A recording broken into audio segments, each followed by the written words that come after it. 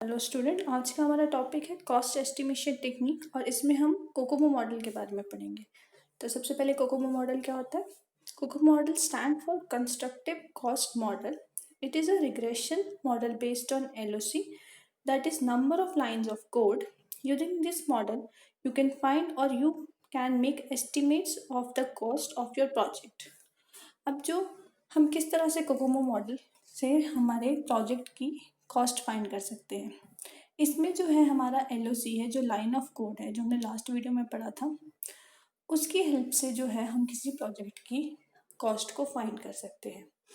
तो क्या होता है जब हम कोई प्रोजेक्ट डेवलप कर रहे हैं, अब मुझे पता है मेरा प्रोजेक्ट बहुत लेंथी है, उसको कंप्लीट होने में 2 इयर्स लग जाएंगे और उसकी डेवलपमेंट के लिए मुझे 50-60 सॉफ्टवेयर इंजीनियर की ज़रूरत पड़ेगी।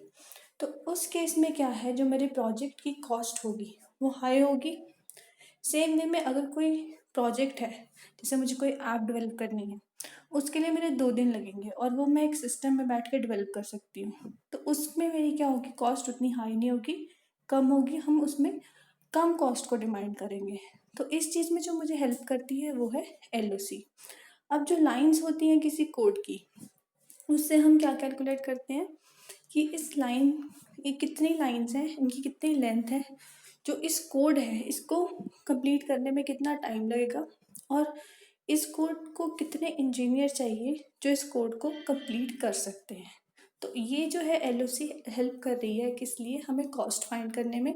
हमें लाइंस पता है, उन लाइंस के बेसिस पे हमें अपने नंबर ऑफ़ इंजीनियर पता होंगे, उन नंबर ऑफ़ इंजीनियर को हमें क्या है, सैलरी देनी पड़ेगी और उन्हीं लाइंस की हेल्प से हम टाइम पीरियड भी अपना कैलकुलेट कर सकते हैं। तो जो की पैरामीटर हैं, जो 2 टर्म्स में मेन है, वो है एक effort, amount of labour that will be required to complete a task. Second है schedule, it means the amount of time required for the completion of the job. Next है level of projects. अब जो creator था Kokomo model का, उसने जो project थे उसको 3 लेवल में डिवाइड किया था। तो वो लेवल कौन से हैं? First is organic. A software project is said to be an organic type. If the team size required is adequately small, the problem is well understood. अब ऑर्गेनिक के केस में क्या है, जब मेरी प्रॉब्लम मुझे नोन है, हमने ऑलरेडी उस चीज़ पे काम किया हुआ है और मुझे बहुत ज़्यादा लोगों की ज़रूरत नहीं है उस काम को कंप्लीट करने के लिए, उस काम का मुझे ऑलरेडी एक्सपीरियंस है कि ये काम किस तरह से होगा। सेकेंड है semi detach. In this big team as compare to organic and little bit of knowledge required. अब इस केस में क्या है, जो टीम होगी वो मेरी ऑर्गेनिक लेवल ऑफ प्रोजेक्ट से थोड़ी बड़ी होगी और इसमें जो मेरी सॉफ्टवेयर यूज़ हो रहा है या जो प्रोग्रामिंग यूज़ हो रही है उसकी मुझे कुछ नॉलेज होगी, बट मुझे कुछ चीज़ें जो है वो नहीं भी न्यू भी सीखनी पड़ेगी। नेक्स्ट है embedded. A software project will require with requiring the highest level of complexity, creativity and experience requirement fall under this category. अब जो मेरे बड़े प्रोजेक्ट होंगे, जहाँ पे मुझे एक बड़ी टीम की ज़रूरत पड़ेगी, ज़्यादा एक्सपीरियंस टीम की ज़रूरत पड़ेगी, या मुझे नई कोई टेक्नोलॉजी है उसको सीखना पड़ेगा, उसके लिए ट्रेनिंग लेनी पड़ेगी, वो जो है वो एम्बेडेड फॉर्म के प्रोजेक्ट्स हैं। अब जिसने कोकोमो मॉडल डेवलप किया था, उसने खुद ही जो प्रोजेक्ट्स हैं उनको इन 3 लेवल्स में डिवाइड किया था।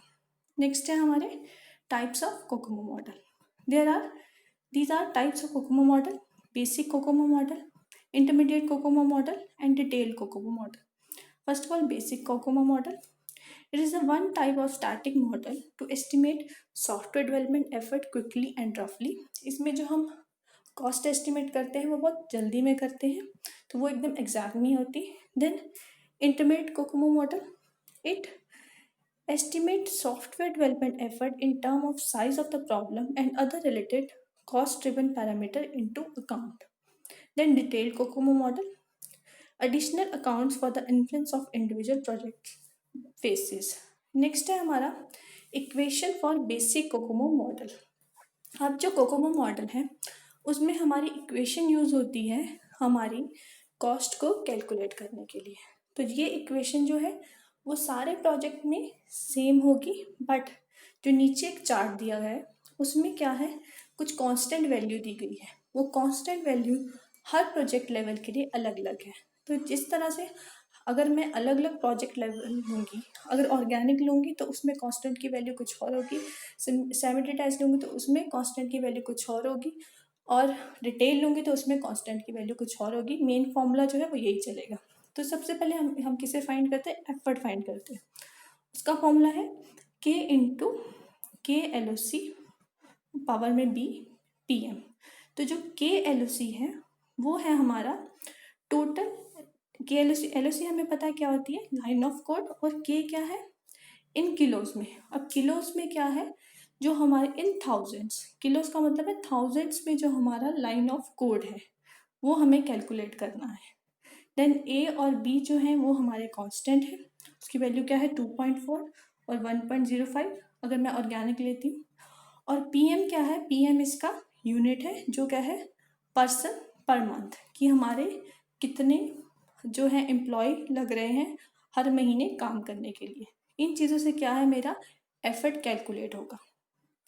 देन है डेवलपमेंट टाइम। और डेवलपमेंट टाइम फाइंड करने के लिए क्या है, सी इंटू ई पावर डी मंथ्स। अब जो ई है वो मेरा एफर्ट है, वो मैंने पहले कैलकुलेट कर लिया है। सी और डी जो मेरे कांस्टेंट है, और मंथ जो है वो यूनिट है। यूनिट किसका है, डेवलपमेंट टाइम का, कि कितने मंथ में जो है वो मेरा काम कंप्लीट होगा। देन है एवरेज स्टाफ साइज, कि कितनी स्टाफ मेरा रिक्वायर्ड होगा। उसके लिए जो एफर्ट हमने पहले कैलकुलेट किया था उसको डिवाइड करना है डिप्लॉयमेंट टाइम इन पर्सन। ये जो है वो बेसिक इक्वेशन है कोकोमो मॉडल के लिए। Then advantages disadvantages of COCOMO model. Advantage होगी easy to estimate the total cost of the project, easy to implement with various factors, provide idea about historical projects. Disadvantage होगी it ignores requirements, customer skills and hardware issues. It limits the accuracy of the software cost. It mostly depends on time factors. तो I hope आपको ये clear हो गया होगा। किसी doubt के लिए आप मुझे कंटैक्ट कर सकते हैं। Thank you.